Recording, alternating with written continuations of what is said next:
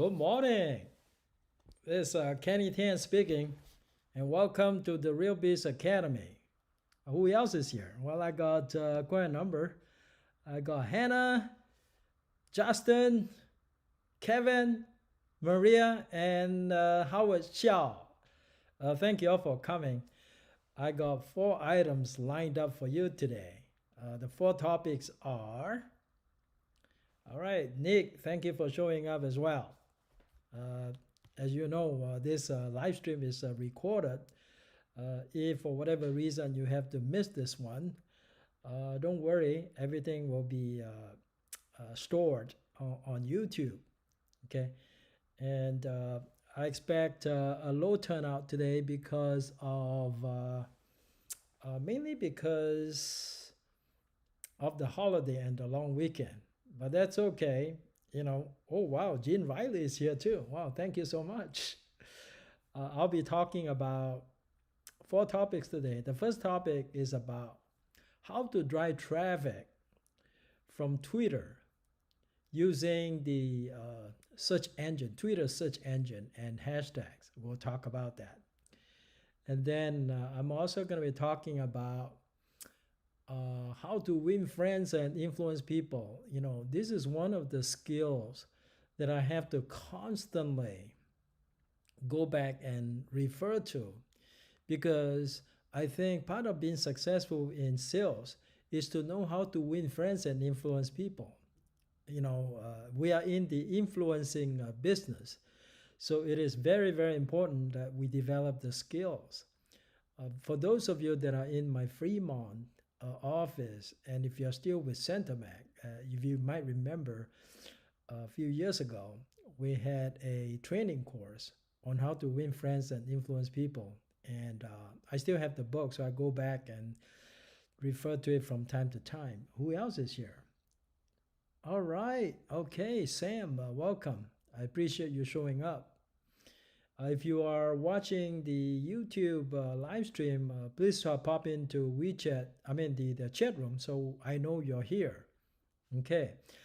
And the third topic that we're going to be talking about will be on how to prepare a letter of intent. So if you are representing a prospective tenant who is interested in renting a warehouse, I think you might be interested in knowing that there is actually a certain way to present your offer. It's not like your other offer. All right. Okay, well, maybe somebody is not, let's see, what seems to be the issue? Sound quality? Is everybody hearing me okay? I wanted to make sure of that. If you're not hearing me okay, I need to know. Otherwise, I'm assuming everything is fine. Okay? But I think the sound quality should come out good, no? All right, we got Lynn. Thank you, thank you. And we got TM here. Thank you so much. And we got Feng Jiao. And let's see, sound is good. Thank you, Jin. Thanks for letting me know. Good. All right, great. So the 4 items that we're going to be talking about is the San Diego Association of Realtors, MLS. And one reason I wanted to talk about the MLS is because it is very similar to the MLS system for Bay East, because both uses Paragon. So if you are in the Bay Area, it is also a system that you should learn how to use in case next time you decided to switch to Paragon. If you ask me preferences, I really don't have any preference at all.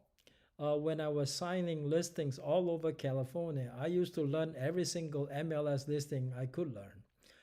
Some of the MLS listing, like San Francisco Association of Realtors MLS listings, it's unique and it's not easy to maneuver. But today we're talking about San Diego Association of Realtors, which is Paragon. That is something that I am familiar with. Okay, let's go ahead and get started. I got a new system now, so I can now navigate freely using shortcut. Okay, so first thing we're gonna talk about is Twitter. So I gotta go to my share screen mode. Okay. Oh, okay, that's not share screen. So share screen is this one right here. I'm gonna give it number 4. So I have, okay, so I got 4. All right, so we're in share screen mode.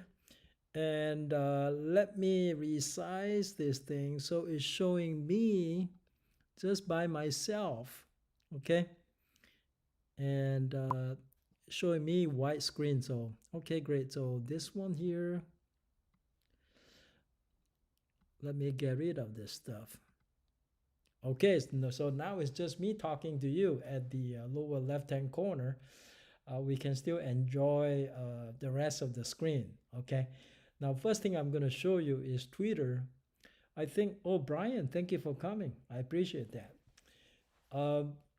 So for Twitter, many years ago, in fact, I opened up my Twitter account back in 2010, 11 years ago, when I was when I was still an attorney.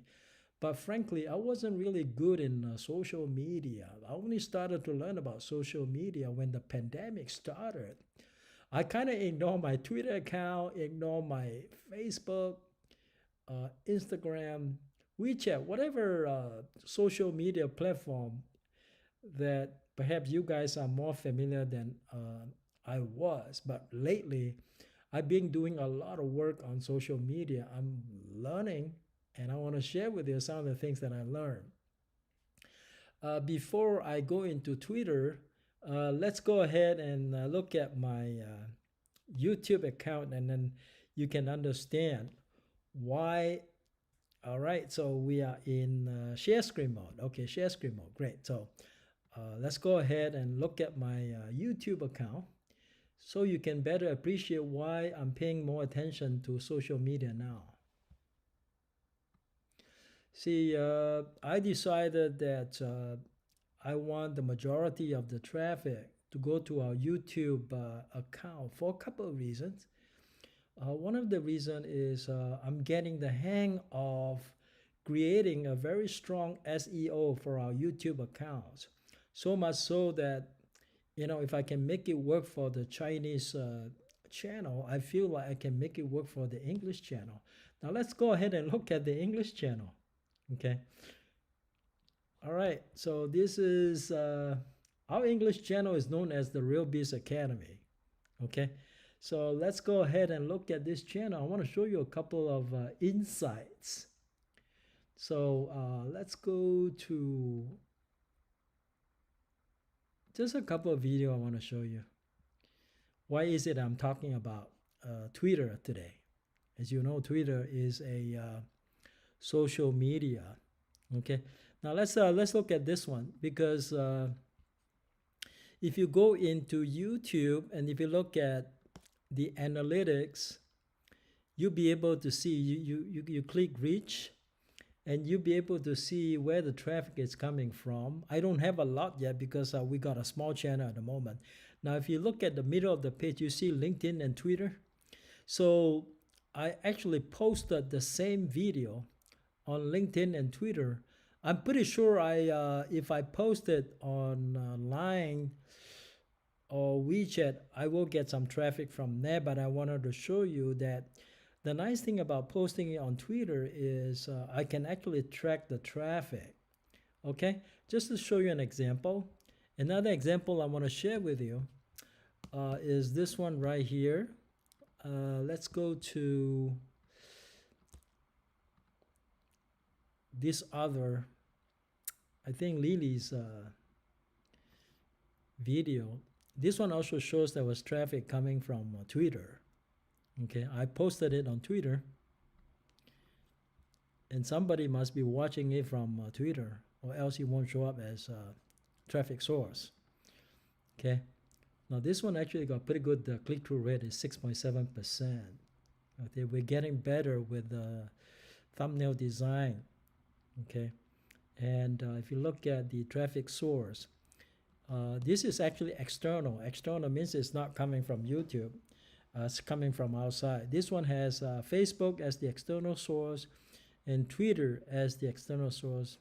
For whatever reason, I did not get any traffic from LinkedIn. Normally, I would get some traffic from LinkedIn. So now, as you can see, as we grow our YouTube channel, we're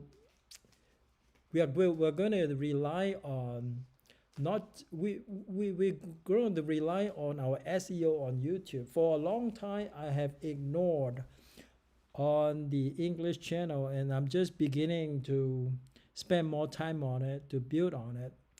And I gained 4 subscribers in the last 3 days. For me, that is news for the Real Biz Academy, because normally I don't get back-to-back subscriber increase.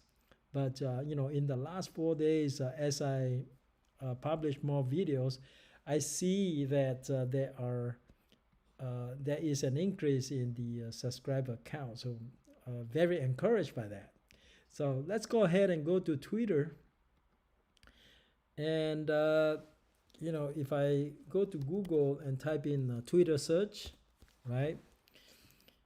Twitter is becoming a pretty good search engine, I might add. So if you look at Twitter, okay?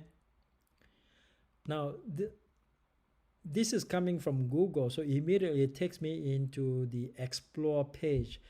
You notice that the symbol next to the Explore page is the hashtag symbol. The idea about hashtag actually started from Twitter back in 2007. But, I was a total stranger to Twitter. I hardly pay attention to social media. So I did not exactly know how hashtag would work to help me, but lately I'm beginning to appreciate it. If I want to hashtag, now I'll show you one of the hashtags that I use. Okay, I use this hashtag. It's called Bay Area Real Estate. Okay.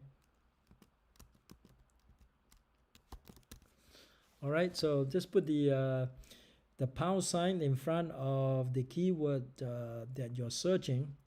Make sure you don't have any spaces between words, or else it's not going to work as a hashtag. So this is a hashtag is known as Bay Area Real Estate. Reason I use this hashtag is that I think I've done some keyword research on YouTube. It's a pretty good keyword. So if I click on it, Bay Area. I miss a letter R, I think. Bay Area. I miss a letter R. That's why it's not showing up.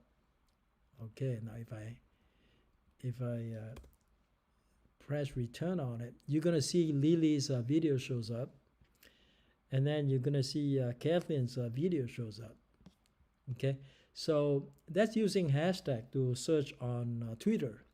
But if I just want to use a keyword to search on Twitter, for example, I want to search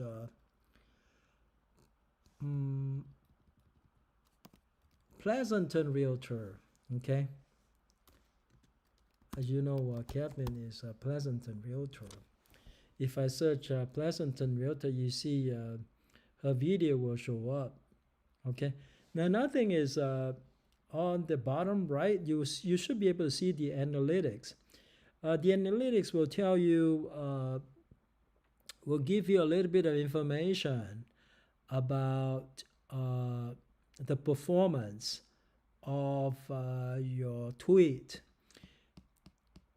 This is obviously brand new. I just posted it yesterday, so there's not much reaction yet. So another reason I don't get much reaction is because maybe the followers, my followers, usually, unless people find me through a hashtag in big number, I'm probably not going to see much engagement at all. But I want to show you one that I have a little bit of engagement. How about try this one? San Diego real estate, right? You see this one right here? This is actually our video that I posted. This one has 2 likes. You see that? Okay, that's what I mean by engagement. Okay. Yep. So and then you can look at the performance, and it says here media views is one. That means somebody clicked on the media. It might be me, it might be somebody else, but somebody certainly did. But the impression, so far there are only 47. Okay, not a big number. Okay, and then of course you can view all engagement. The engagement is important because you gain some insight. Okay, you got one media engagement, 2 likes, 3 link click. That's pretty good. Okay, so 3 link click. All right, click on the URL or card in this tweet. Okay, 3 link click. Okay, total engagement I had 6 on this one. uh, I think that eventually if I pay more attention to my Twitter account, which I intend to have my VA work on a daily basis. Currently my virtual assistant, her name is Mariella. I'm having her manage my Instagram, Pinterest, and LinkedIn. And soon I will add Twitter. So she will be managing Twitter, Pinterest, Instagram, and LinkedIn for me.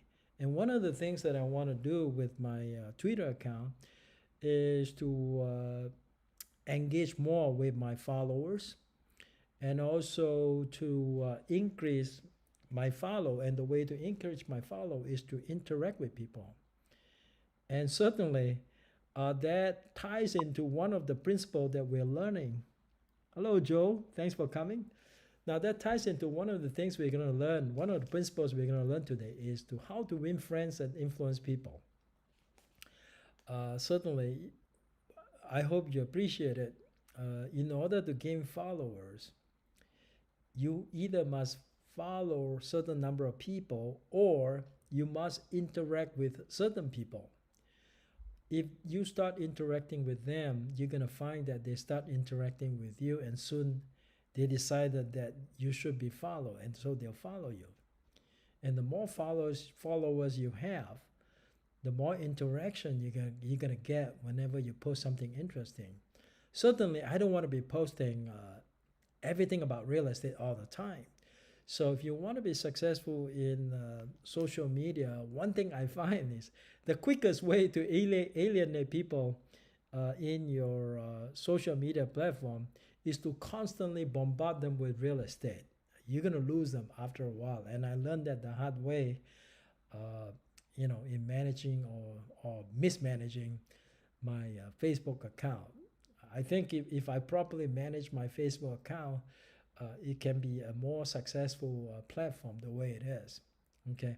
Now, if you're going to be posting things like just listed or just sold or offer accepted, that kind of news in your social media, you have to kind of make it interesting though. Don't just say just listed and then you put in the address, the number of bedrooms, number of baths, the listing price, and then you as the listing agent or as the selling agent.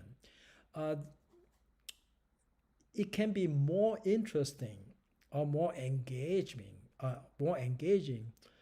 if you tell a story. If you got a story to tell a story. For example, oh my God, this one we got 30 offers and my seller didn't know what to do. And then you kind of share with them, well, how did you manage so many offers and how did you come up with the right buyer for their property? I think it's more interesting that way than to just constantly bombard people with just this or just so, which after a while will seem so boring and uninteresting. Okay. In fact, I told my admin staff, stop doing that anymore. We stopped doing that for over 6 months now. We don't do that kind of stuff now. If I do post something about just listed or just sold, you can bet that I'm going to write a story about it. I'm going to make it interesting. What is it so unusual about this just listed or just sold? Okay, so that's what it is. All right, so much about Twitter, and there are a couple of other things I want to share with you, which may or may not have something to do with Twitter, but it could have something to do with Twitter. Is keyword research. I know some of our agents are starting to do English videos. I know Kathleen is doing that.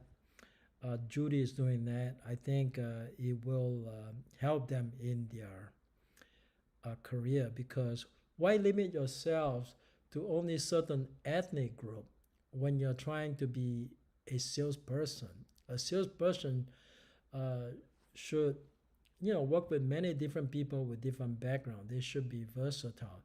So this is one of the video that Kathleen did recently, and it's her first English video. And I put in some keywords to make her rank on the first page of Google. You're probably interested in finding out what this keyword is. Okay. The keyword is, and it's a long tail keyword. See, when you're starting to rank, if you want to rank your video, when you're a small channel, you have to use long tail keywords. If you use the short ones, before you becoming a big channel or before you become successful, your video is not going to rank. You're wasting your time. You might as well rank for something you can rank for. So this one will say, is 2001 the time to sell your home in Bay Area? Okay, so that's the keyword I target for this video. And I'm doing a Google search on it. And then you're going to see, voila, Kathleen's video ranked #1 on the carousel. And it ranks on the first page, and it is in second position. So that's pretty good. So if the same keyword, if I use it on Twitter, right? So if I use the same keyword on Twitter, see what happened. All right, so I'm going into the explore page, this page right here, and I'm not even gonna try to use. There's no need for me to use a hashtag because it's just a long tail keyword. All right. All right. Is 2001 the time to sell your home in Bay Area? See, her video will show up, right? And then, if you want to know how fantastic this keyword is. Thank you for having me here, Kenny. Okay. Anyway, that's how you make use of the search engine on Twitter and on Google. Right now I'm not doing too well on Instagram because Instagram to me is not as good as a search engine as Twitter. Remember, there was Twitter first before there was Instagram, even though these days there are more users on Instagram than there are on Twitter and Pinterest. LinkedIn is coming up. LinkedIn has almost the same number of users as Instagram. So that's why I have my VA manage my LinkedIn account as well. It's easier to make connections. It's easy to make connections on LinkedIn. I can easily add 20 connections a day. Okay. Of course, there's no point adding connections on LinkedIn unless you plan on interacting with them. Okay. All right.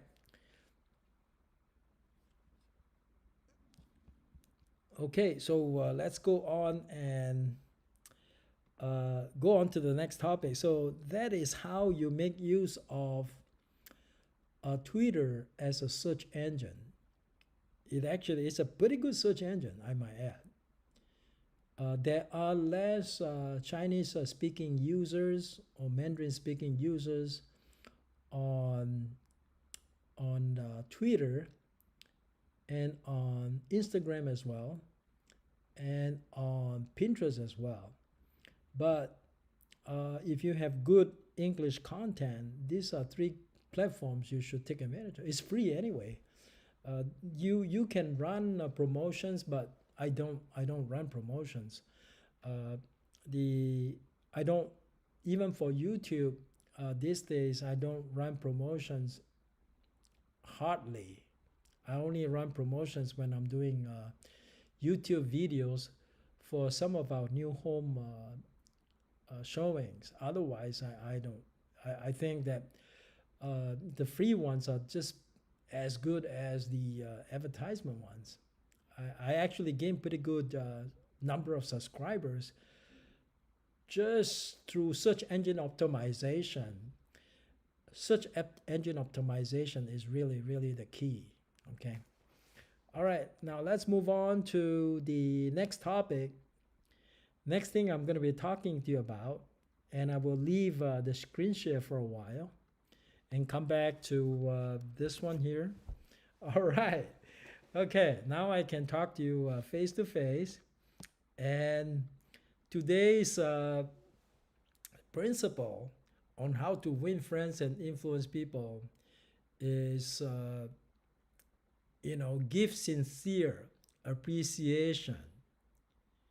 Give sincere appreciation. That is the second principle that I'm sharing with you guys for a long time. It's easy to forget, even I myself, I'm not very good at that. So I have to constantly go back and read the book. Uh, you know, and the name of the book is How to Win Friends and Influence People by Dale Carnegie. That is a classic, and there are some great principles in there. If you can command those principles, you're gonna be better with people. Which, by the way, I suck at dealing with people, so I am learning myself. Okay, so I'll give a good example. Everybody wants to feel sort of important, you know. Sometimes, when people announce certain things to you, they want you to acknowledge it. Oh, my daughter just graduated. Oh, wow. Oh, my so and so, something that is important to them. People post things like that on. Let me turn my cell phone off. Sorry about that. I forgot to turn it into airplane mode. Okay, now it is in airplane mode. When people bother to post something in social media, they want to show some happy moments in social media. You have to acknowledge them. If you start acknowledging them, then they will start acknowledging you. It's not the other way around. The other way around doesn't work. If you wait for people to start acknowledging you before you start acknowledging them, that is not the right approach. I think if you start caring for people, people will start caring for you. I'll share a few things with you. Some of you might be thinking, well, Kenny, you've been getting listings or you've been getting buyers leads. Where did you get them from? It's not from one of the videos I make with you. Is it? Well, my answer to you is it's not. It's actually from my own hard work. I currently have about 1,300 subscribers for my Chinese real estate license and loan license training channel. And a lot of times these students, they will add me on WeChat because it's Chinese, so they get my QR code for WeChat. And they would add me on WeChat. And sometimes, in fact, oftentimes, they will ask me questions. Now, these questions, to you, it might not be as important, but to them it means a lot. I'm asking you a question. Why do you ignore me? So I can't ignore them. So this is how you build relationships. So one of the things you do, if you decided that whatever the platform that you want to be involved in, it can be LinkedIn, it can be WeChat, it can be Instagram, it can be Twitter. You got to engage with people. Now, if you don't have time to do that, you got to hire somebody to do that for you. And that's why I hire VA, because this VA, they are excellent. They take care of my social media platform for me, and the rest is history. On WeChat, unfortunately, it's on my cell phone, so I have to kind of do it myself. So people want to feel important. So I got questions all the time. I got people adding me, not just in California. I got people adding me from all over the United States, and I have to interact with them. So this is my daily routine. So I will interact with, let's say, I decide on a given number. I'll interact with 10 people today. Okay, every day, daily, I interact with 10 people.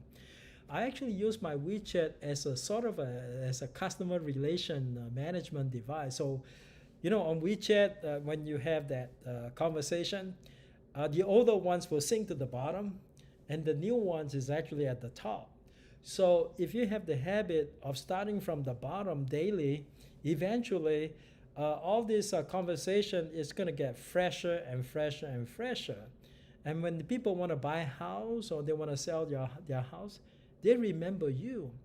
So, in 7 levels, one of the things we learn is you got to give to receive, okay? And, I am learning to give plenty so I can receive in plenty, okay? So that's the principle that we learn from this book. And next week we'll learn a new principle, all right?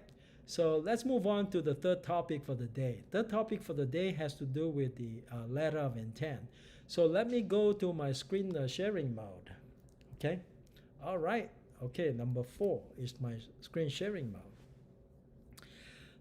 I want to talk about letter of intent because, sometimes, not always, you will find yourself needing to prepare a letter of intent. When do you use a letter of intent? You use a letter of intent when there is no standard form for your offer. For commercial leads, you can certainly prepare a standard form lease and send it to the other side. That works too. But over 50% of the time, if you represent a tenant looking for a warehouse, after you have located the warehouse, you want to submit an offer. Hello, Libby. How are you? Thanks for coming. All right. Okay. So I think she meant hello, team. Okay. All right. She so it is just a precursor to a formal lease because negotiating a commercial lease is very different from negotiating a residential lease.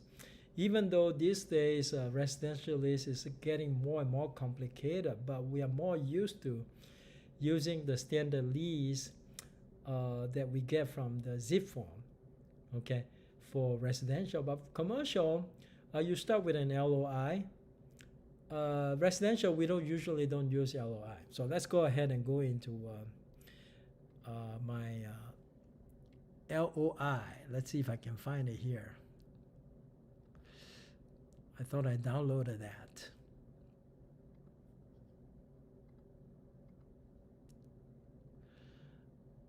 I thought I downloaded it. I apologize for that.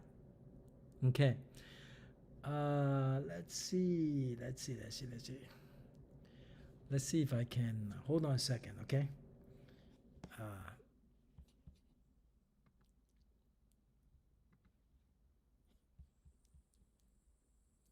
Let me get it from my email. LOI. Good.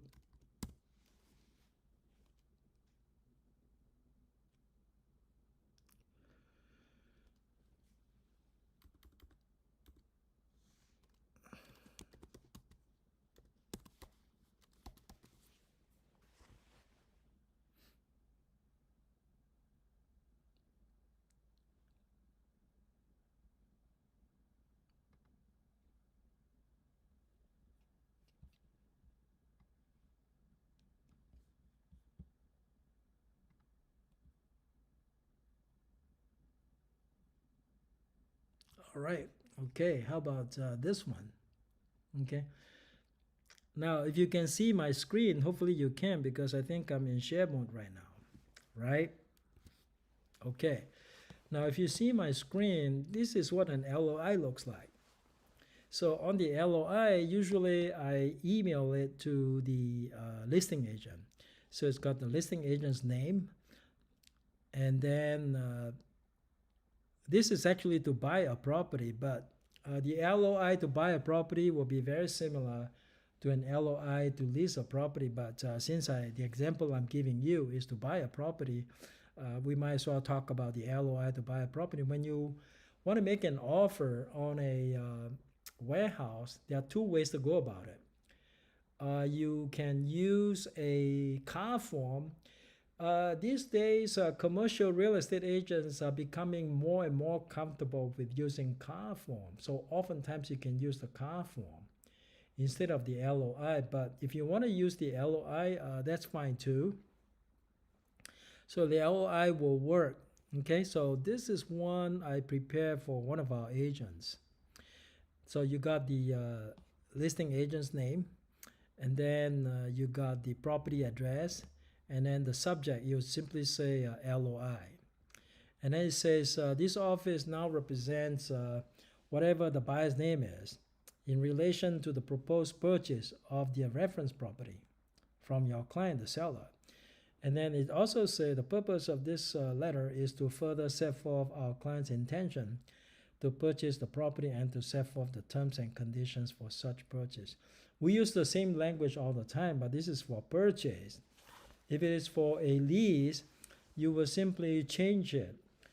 Buyer will be replaced by tenant, and seller will be replaced by, actually buyer I usually use lessee, and seller I usually use lessor. And then on the last part of the paragraph, you will say for such lease, intention to purchase, the word purchase is replaced with the word lease. But for purchase, it will simply say purchase. And then the property description, you can go ahead and it will say the property to be purchased is an existing industrial property. Now, if it's a warehouse, we will call it existing industrial property. Consisting of what? So you need to kind of generally describe what kind of properties it is. In this case, it's two freestanding buildings. Okay. Now, I get this description often from the listing itself. If whatever the description the listing gives me, that's the description I'm going to use. It makes it easy. So I just kind of copy and paste from the description on the listing onto my LOI. So the listing says two freestanding buildings. A front building approximately 26,500 square feet. Okay. And back building approximately 12,316 square feet. This is all from the description on the listing.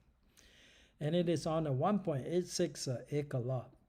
Typically for commercial, we will put in the approximate size of the lot, okay, to make it easy for people to understand how big of a lot this is. And for commercial, we pretty much always put in the APN number. And you can get the APN number from one or two places. You can get it from the listing, or you can get it from realist tax, okay? Because it does have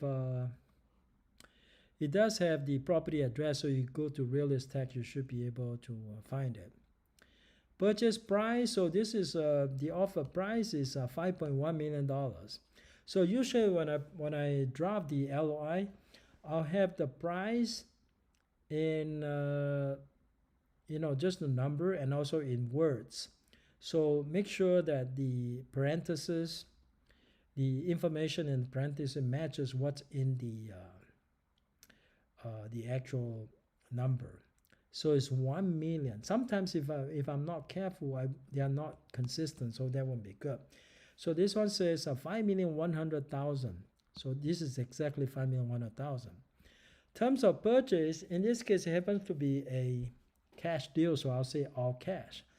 But if it's financing, you will say 80% LTV conventional loan or something like that. So the seller knows what kind of financing you're getting. The deposit will just be the deposit. The deposit will just be the deposit, whatever the amount is. Typically, I use 3%. It can be higher or lower depending on your situation. And the language doesn't change. You can actually use a template and just copy and paste the same language regarding deposit. And most of the time, after the LOI is accepted, the buyer and the seller, most of the time, they use the air form. That's why this one says air standard offer agreement and escrow instructions. And then it says the remaining purchase price shall be deposited in escrow by wire transfer no fewer than 3 days prior to closing. Usually it will specify just briefly, when the rest of the purchase price will go into escrow. That's part of the deposit clause. And then this one will say escrow and title companies. And then in this case, I'm a buyer, so I indicate seller's choice. But you can indicate whatever escrow company you want to indicate on your LOI. Typically, we use 3 business days to open an escrow after the formal contract is signed. Not after the LOI is signed, but after the formal contract is signed. Okay. And then the title policy will state that it will be CLTA. And then the buyer have the option for additional cost to buyer. This is pretty standard. Contingency, I think all you need to state is just standard contingencies, unless you have specific contingencies you want to put in there. Due diligence period, for commercial, 45 days is not unusual, it's pretty common. Okay. All right, somebody has a question? No, Waming. Thank you for joining. All right, closing date, in this case, we chose 15 days after removal of all buyer's contingent. So it sounds like a 60-day escrow. Title, and standard language in here says that shall be conveyed to buyer by grant deed, subject only to such covenants, conditions, and other matters of record as are approved by the buyer. It's pretty standard. Closing costs, you have to put in who's going to pay for taxes. And in this case, it's actually prorated. And transfer taxes and fees, usually seller pays for it, so your LOI will indicate that.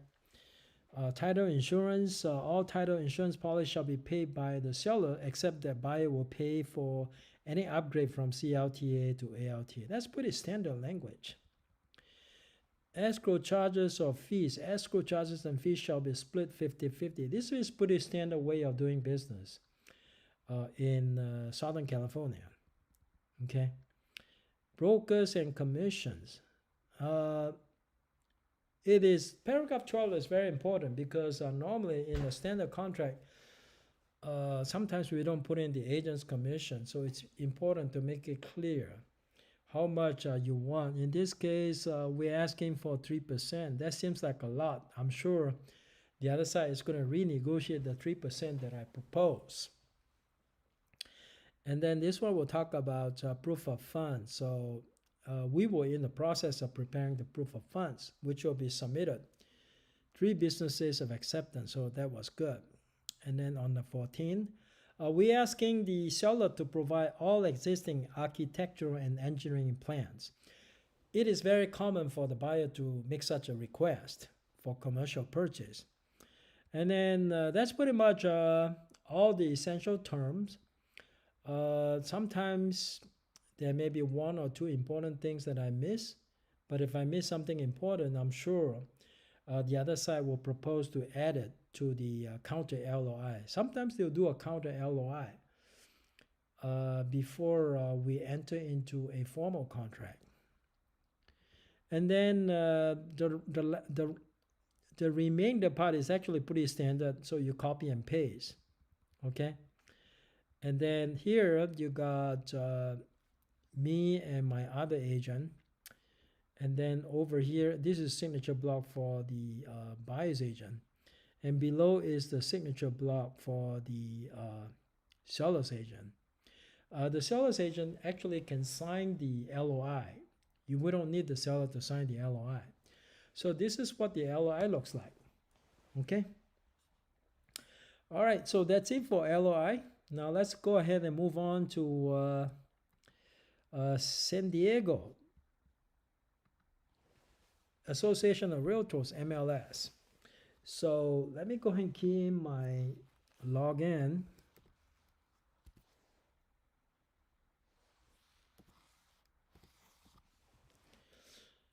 See, San Diego has its own MLS. San Diego is not part of the CRMLS. The CRMLS only covers the greater Los Angeles area, not including San Diego. So if you're going to have a listing in San Diego, you need to learn how to use the San Diego Association of Realtors MLS. So it's not like, if you learn how to use CRMLS, you're all set. No. Down south, the San Diego MLS is separate from the CRMLS. Up north, it's a little different. If you go to the Bay Area, the MLS system is now unified and consolidated. So in other words, in the Bay Area, you got Bay East Association of Realtors, you got the MLS listing. I think even the San Diego Association the San Francisco Association of Realtors MLS is now unified. I think all of them are unified now in the Bay Area. So, you don't have to learn all the different systems. You just need to learn one system. But down south in Southern California, it's different though. You got to learn each system separately, or else, you don't know how to navigate. So today I'm just going to briefly show it to you so you at least know how to navigate within the MLS. Okay. All right. So I am in here. So once you are in here, you can click a Paragon. Okay. If you click Paragon, it'll take you into the San Diego Association of Realtors MLS. And because you are part of, now if you're not a member of the association, I think you probably will be able to access Paragon from CRMLS, except that I'm not sure if they will let you put any new listings on Paragon. You may have to pay extra. You may have to pay a la carte, which is, some amount of charge per listing. Now you see my name here, Kenny Tan, and then because I'm entering it as a member of the San Diego Association of Realtors, you see the SDAR link right here. So I want to add a listing, so I go to add listing, residential, right? And then in here, this is where you input it. Okay, now you can you have different options. You can either do coming soon or active. Just be familiar with the rules and regulations concerning coming soon. So this stage you have an option now. You can do coming soon, but if I'm not planning to do coming soon, I'll just do active. So I'll click active. Okay. Coming soon is just coming soon though. See, when it's coming soon, make sure you learn about the clear cooperation policy, which is something that I wasn't familiar with until I learned about it a couple of months ago. So it says here listing, it will automatically populate your name in here. Okay. Now this will be under the Centermac SD office. Listing date assuming is today. So I'm going to put June 1st. Okay. And then expiration, usually we sign a 6 months, right? So it'll be December 31st. Let's say I'm just giving you an example here. And SD, one thing that is interesting in SD is one of the few MLS listing where they actually allows you to use a price range for your listing. So in this case, you can indicate yes or no. If I say no, I just get one price to put. But if I want to put a range, I can. If I say yes, then I can go ahead and state the range. Now, let's say, for example, I decided to do a range on this one. So SD actually allows me, okay, I go 600,000 low, okay, and then high, let's say 650. Okay, I don't know how this one is gonna come out. So this is 650. Now let me change that. All right, 600. Remember that SD is one of the few MLS that allows you to state a range. Okay, I've never used a range in my listing price, so I'm just sharing this information with you. APN number, you know, I'll input whatever APN number this is, and I'll get that from information that I get from the property information. You know, once I have the address, I can go into realist text and get the APN number. And the address, you go ahead and put in the street number right here, and then you go ahead and put in the street name right here.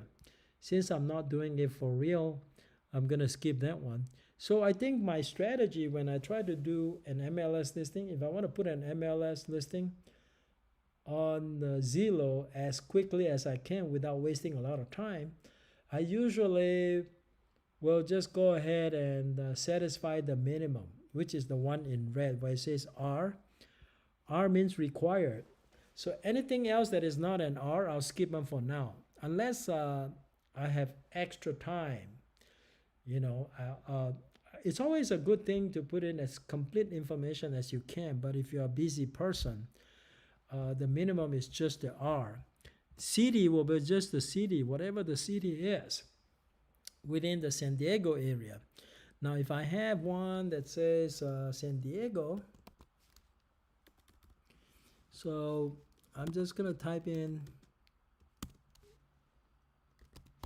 all right, so this is San Diego, County of San Diego. So I'm gonna type in San Diego as well, okay? Zip code is whatever the zip code is. You just go and input here. And state is, of course, California. And then community, you know, you have to get this information from other source, okay?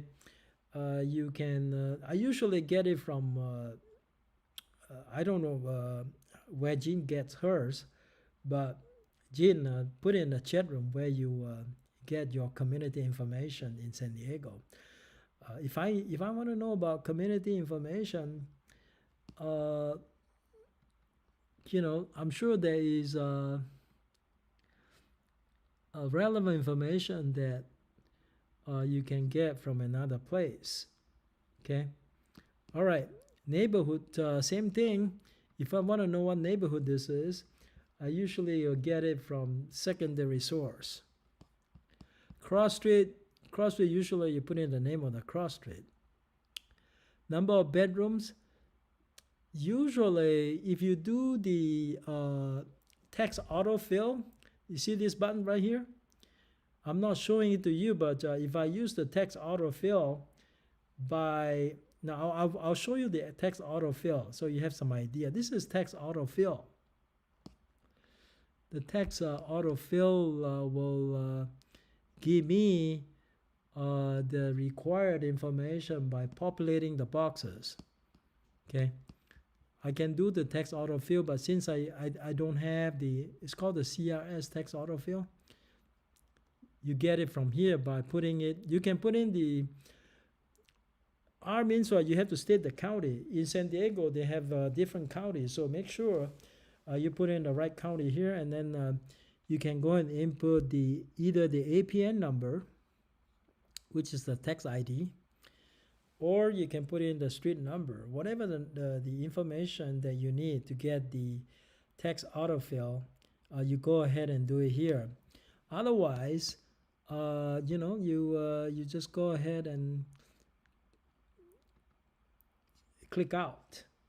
Okay. Otherwise, you're going to have to input it manually. Usually, I just like to do the text autofill. It saves me a lot of time. And number of bedroom by autofill, I don't have to fill in, but you can also do it manually. Number of bathrooms, number of bedrooms,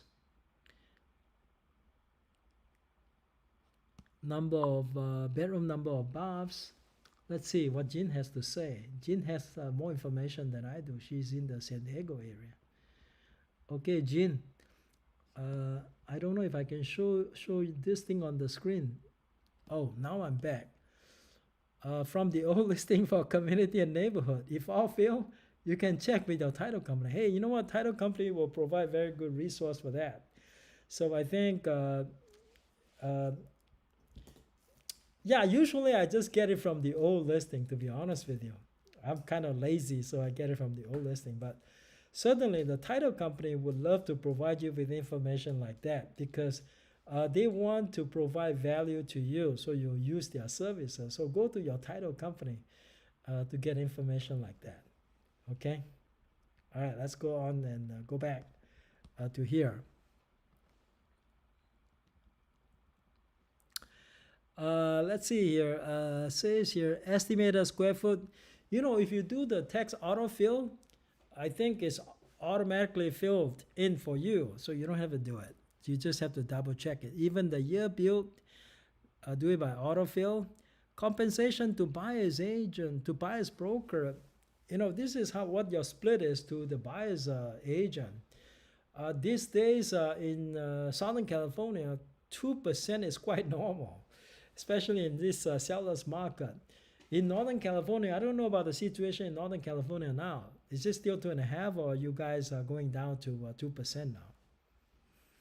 Okay, so okay, if it's 2%, put down 2%. Or it can be in terms of dollar amount, but I think if you type in the percentage, you know what the dollar amount is. Okay, and then you have to state here whether or not you have variable compensation. What that means is, if you have dual variable, sometimes a seller might negotiate with you and ask you to charge a lower commission if you represent both the buyers and the sellers. That means you might be charging the seller 5%, or maybe something lower, like 4% or so, or even something even lower if you represent both the buyer and the seller. That is called dual variable. Okay. And limited service, now we don't do limited service. Entry only, we also don't do entry only, but you know, if you do need to do entry only, you can certainly do that. It's yes or no. Entry only means, let's see, Jean, what is it? 2% is common now. I even got that was 1.75. Of course, these days, well, you know what? Listing agents are kings and queens. Even what you can get away with 1.75%. Okay. Now let's go ahead and go down. Limited service. Most of the time, it is no. Okay. If you charge full service, it's going to be no here and no on the limited service. Short sale. If it is a short sale, you check yes. If it's a standard sale, you will just check no on the short sale because it's just a yes or no. VOW always say yes. This has to do with syndication and whether or not you want your listings be known on the internet. I always check yes on the VOW and the internet syndication. IDX is all, see, by default it's always yes. Internet address, I don't see why you want anything less than a full address, so you certainly use the full address. Okay. AVM, all this thing is, it's all about allow comments, reviews, and everything. It's all going to be yes, unless you have a reason not to check yes on this. Residential style, You know, this one usually I get it from realist text because the realist text contains the information about the residential style. Is it ranch or is it contemporary or whatever it is? You go ahead and indicate that. These are the only, oh no, this is actually the residential style. It means the type of title that you have. So if it's a attached, like a condo, detached is like a single family residence. A modular home is more like a manufactured home. To be honest, I don't know the difference between modular home and manufactured home. I'm sure there is a difference. I just usually treat them as the same thing. Mobile home could be the same thing as a manufactured home. I don't know what row home is. Never used that before. Townhome, yes. And I don't know what twin home is. I promise you, I'll find out what they are and I'll share with you the next time. Okay. All right. Listing type usually is exclusive right to sell. So you'll be exclusive right. So you click the appropriate choice. Age restriction. Sometimes some community has 55 years or older. You will only check yes. See, like this one says 56, 55 and up. It's actually 55 and up or 62 and up, depending on whatever the age restriction is. If there is none, you will just click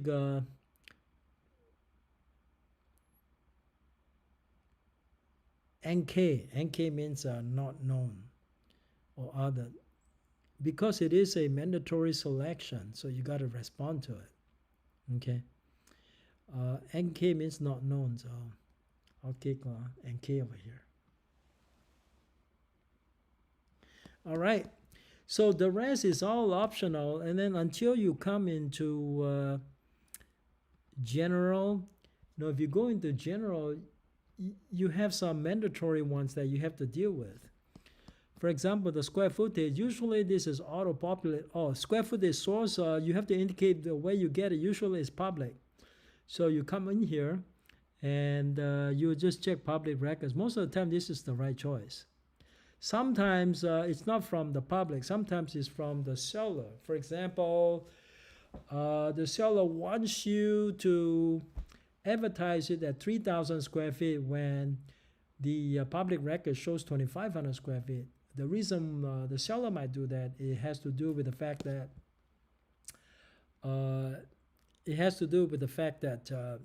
it will actually encourage some buyers to pay more money for it if the buyers think that they're buying a bigger square footage. It's actually a better marketing strategy. You make whatever disclosure you need to make, but if the actual square footage is 3,000 and the permitted one is only 2,500, there is nothing wrong with advertising it as 3,000 as long as you make the appropriate disclosure. In this case, the appropriate disclosure might include the source. The source, you will have to say something like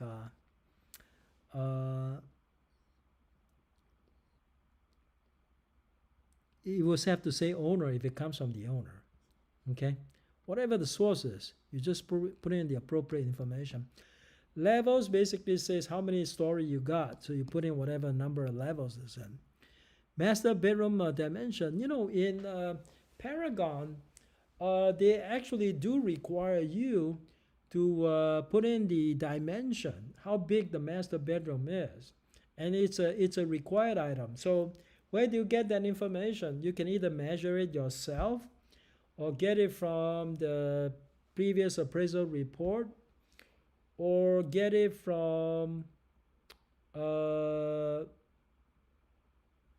previous listing, like Gene Riley said, and then just kind of rough estimate it when you're out there on the property. Make sure that you're providing the right information. Okay, now let's go down to the mandatory one. Dining room dimension, you go ahead and put one in here.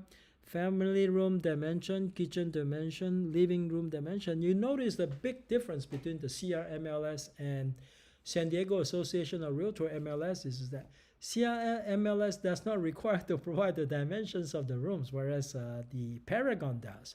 All the Paragon system, including the one up north, they all require you to put in the dimensions for the rooms.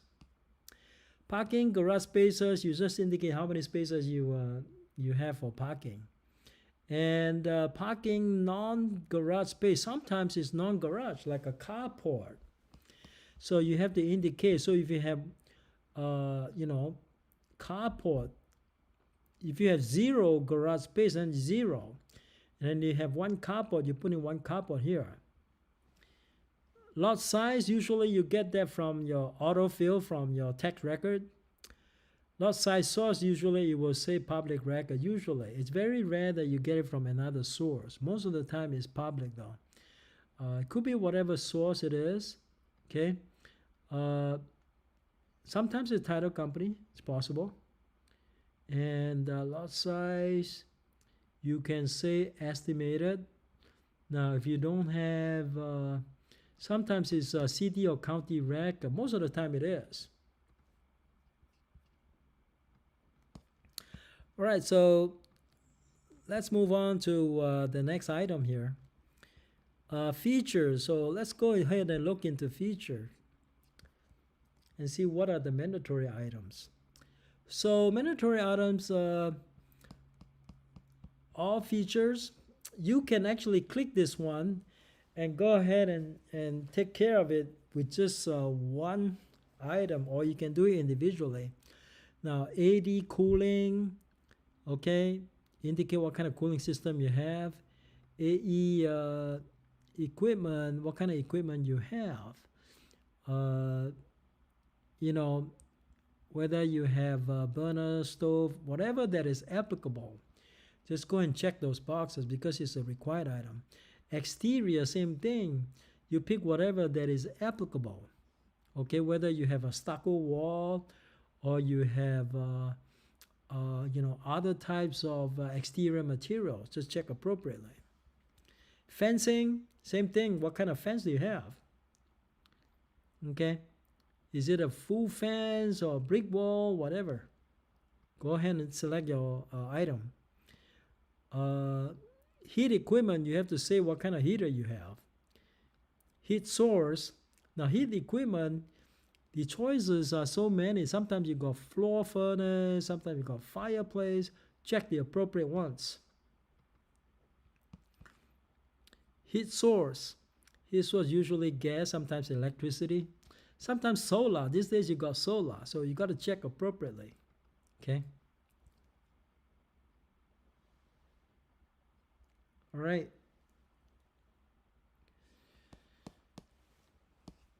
Laundry location, if it's in the unit, indicate it's in the unit because this is where you indicate where the laundry location is. Laundry location, for example, you will say inside the community or inside the unit or in the couple, whatever the appropriate places. And laundry utilities, is it running on gas, propane, or electricity? Just indicate that. And the pool, is it community or is it part of the house? Oh, it's talking about the pool heating feature. So is it heating on, does it heat on gas or electricity or solar? Indicate appropriately. Prop restrictions known. Property be, does the property have any kind of restrictions at all? Does it have animal restrictions? If there is CC&R, most of the time condo has CC&R, you have to indicate that. Okay, whatever the appropriate restriction is. The roof, you have to indicate the type of roof. See, is it shingle or is it concrete, tiles, whatever the type.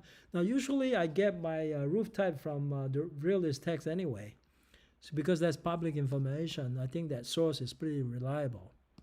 Okay, and then you will indicate sales restrictions. Certain complex does not allow you to sell unless it's approved by the association or even court, especially when you're dealing with a probate listing. So you put that one in here, okay? And searchable rooms. I don't know what this is.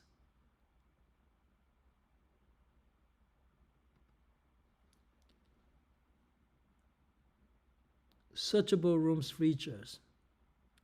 Okay, any other types of room you have? I don't know. Jin, do you know what searchable room is? I don't know what this is. I've never used it. Okay, and then you have to indicate whether it's on sewer or septic tank. Terms is where you indicate the commission split, I think. Oh no, this is actually the buyer's terms, whether the buying paying cash, or would you allow the buyer to pay cash, or would you allow the buyer to get a loan? This is where you indicate it. Topography, what kind of topography you have? Is it hillside, hilly, mountainous, level? Okay, whatever the appropriate topography, you have to indicate here. And the water source is just the type of water you have. Is it private or public? Okay. All right. So we're done with this page. And notice that I only gone through the required one. So just imagine the amount of work you have to put in if you try to. Now this is not required, so usually I just kind of skip it for now, unless I have extra time. Okay. Now the fees for a management, homeowners fees, this is where you put the HOA amount. Is it 260 or 300, whatever the amount is. Other fees, for example, this one here, you can indicate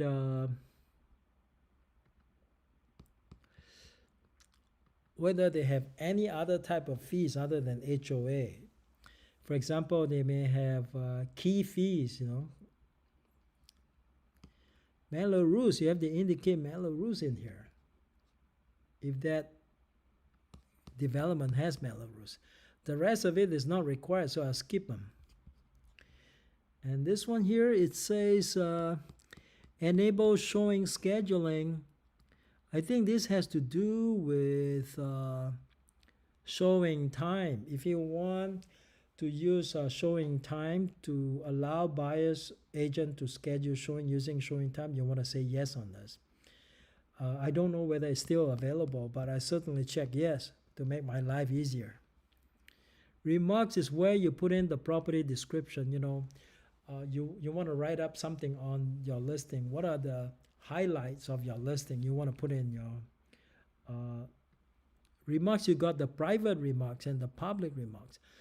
This remarks here is for the description that you want to show up on Zillow.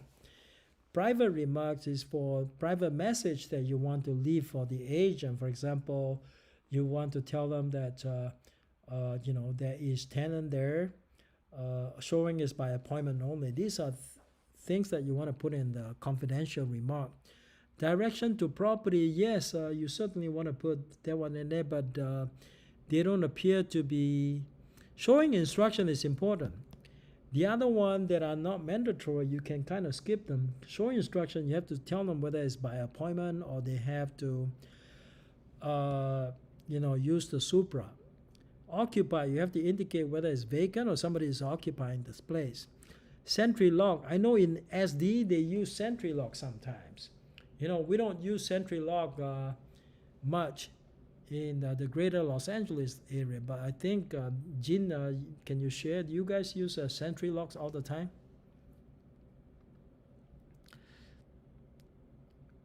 Mandatory remark, I don't know what this is.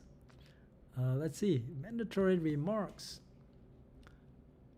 Oh, I see. So if it's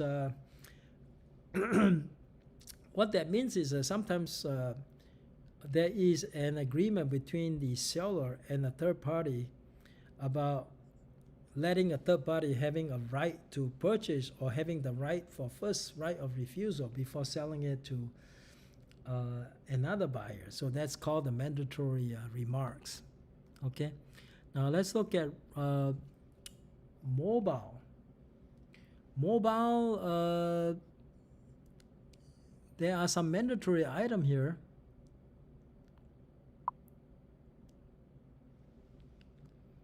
Yes, Jin said they have Sentry Lock. That's right, I know they use Sentry Lock. I don't use Sentry Lock. No Supra, they only use Sentry Lock. Okay, all right, interesting. That's what's going on with.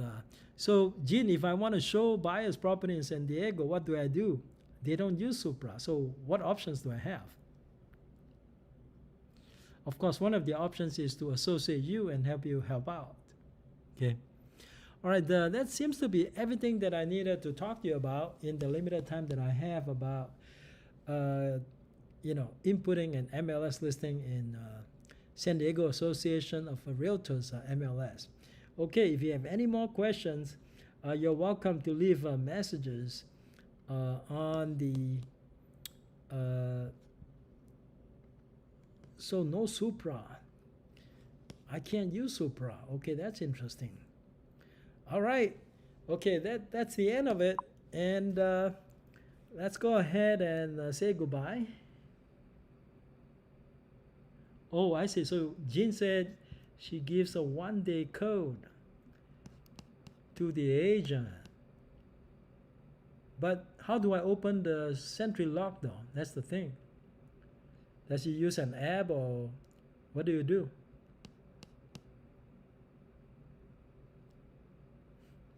All right, if you have any more questions about using, showing properties in San Diego that involves the use of Sentry Lock, feel free to contact Jin, okay? Jin is a better expert than I am to talk to you about it. All right, guys, and thank you for joining me. Have a wonderful rest of the week and enjoy your weekend. See you guys.